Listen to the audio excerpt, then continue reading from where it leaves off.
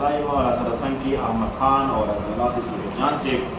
نن د ریډیو تیزي په دغه چوکټ کې موږ راجمع شوي یو او بنیادي مقصد زموږ دا دی چې سهیل خان او آر جې صدام حسین د تیرو اتو کالو نه ملګرتیا وه او دغه ملګرتیا کې د دوی په منځ کې داسې خلل راغلو څه بېلتون راغلی دی نو زموږ د ریډیو تیزي د ملګرو خصوصا زموږ د پروډیوسر انچارج لطیف الله خان صاحب ورسره د وقار سلیمان صاحب څوک چې زموږ پروډیوسر نیوز دی ورسره زموږ نوشاد خان صاحب د دوی ډېر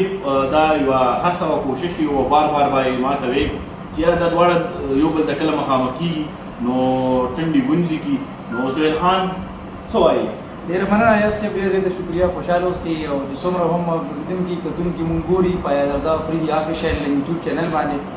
زه صرف دومره وایم چې ماشاءالله د یو ښه مشر نښه ده چې هغه د خپل چوکاټ یا د چت د سوري د لاندې خپل کشران په اتفاق کې ساتلي دي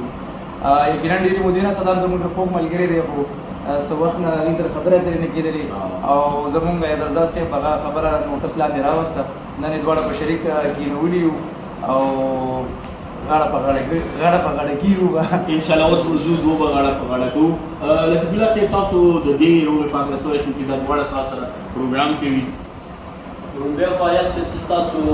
شکریه ادا کوم چې ډېر کم خلک به داسې وي چې هغوی به کسان داسې وویني چې هغوی خپلو کې ډالګې وي هغوی کوشش دا وي چې یاره به پرېږدي په خپلو کې نور څومره واوري نو واوري خو نه چونکې تاسو دې لپاره یو ښه سوچ وکړو نن انشاءالله تعالی دوه قبیلې راغلي دي یو د سهیل د سایډه او د صدام حسین خان د سایډه دواړه زموږ د ریډیو تکړه جګړان دي او غواړو چې یاره د دوی هغه روغه واپس وشي ما رنګې د دوی هغه ملګرتیا او دوستانه او ټول ولي کاږي او زه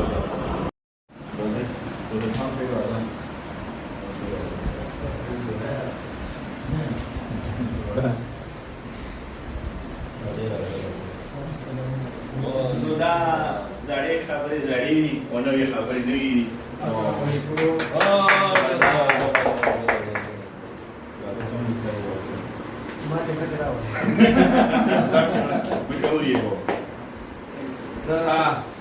ملګریو راسره ملګري دې یو د تاسو کوچ سین چې راځه کنه هم غړی انتخاب ولې په یوټیوب چینل مو کې شو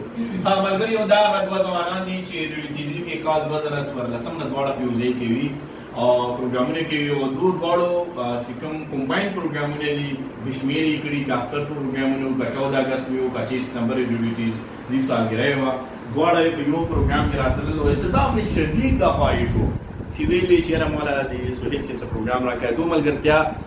مطلب یو عام ته ورسېده او دوه مختلفو ځایونو له چکرې وهلې خو وخت تقاضې او شیطانان او داسې خلک پکې راغلل چې دوی په منځ کې بېلتون راوستو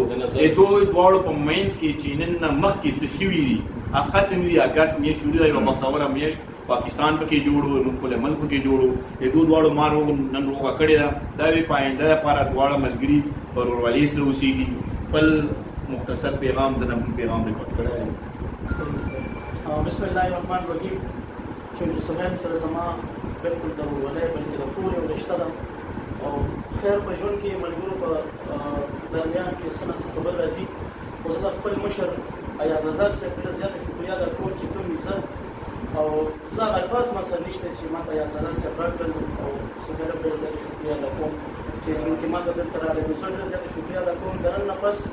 نه به د چا موږ په خبرو کې راځو هېڅ به نه کېږو او انشاءالله د ورورولۍ ژوند به کوو او یو بل ته د ورورولۍ لاس ورکړو یو ځل بیا زه د خپل مشر ایاز رضا صاحب په نوم خپل راتلونکي ملګرو ډېره زیاته شکریه ادا کوم دوست هغه وي چې په یوه لاره قایم وي دوست هغه وي چې په یوه لاره قایم وي خود غرضه دوست په هره لاره تلل کا خو ما د نازه ورته وویل چې بلبلې دې د نازه راته وویل چې ته مړه شي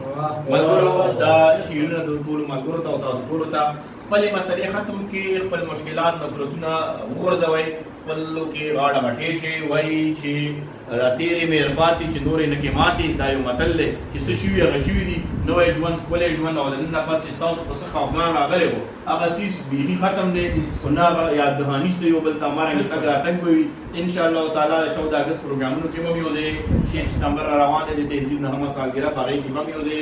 نو ملګریو زموږ د ننني ولاګ مقصد هم دا و چې د دوی په منځ کې کوم تاوتریخوالی راغلی و نفرت راغلی و بغض حسد راغلی و هغه هم ختم کړو تاسو هم په خپل کور کلي چاپېریال کې دا خپل خپلوان یاران دوستان یو ځای کې او د هغوی په منځ کې ورو وکړئ ډېره مهرباني ښه د باد بریالي اوسئ او دې ته وایي چې موږ ته یو نه شو